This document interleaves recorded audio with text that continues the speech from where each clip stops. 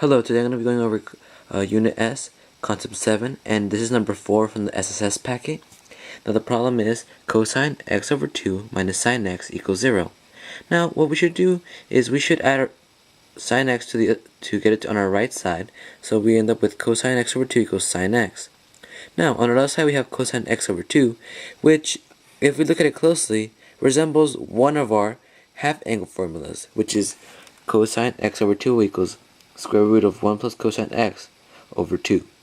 Now, knowing that formula, we should plug that back in, so we have 1 plus cosine x over 2, well, square root of 1 plus cosine x over 2 equals sine x.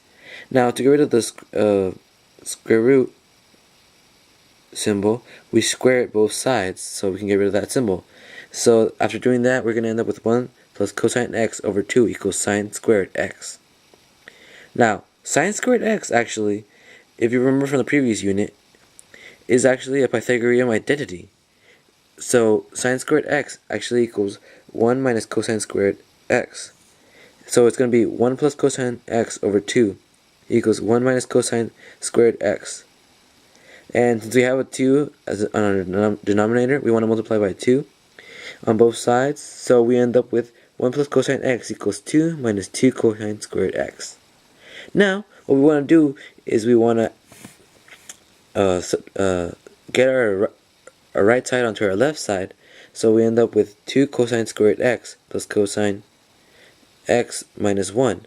Or if you want to make it simpler, we can use the variable u to plug it in to make things simpler so we can factor it. So it would be 2u squared plus u minus 1. Now if we factor that, it would be 2u minus 1 times u plus 1.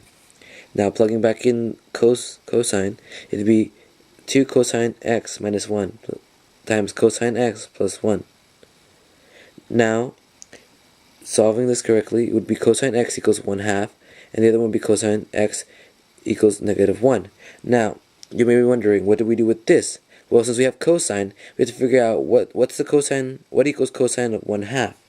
Now, what we should do is we should look at our unit circle. Hopefully you already have it memorized. If you don't, I suggest you look it up online or find another resource. So cosine x equals 1/2 would actually be 60 degrees, because that 60 degrees has the cosine of 1/2, and so that's 300. Now negative 1, that is actually cosine of 180. So there we go. Those are our 3 answers that we have for this problem.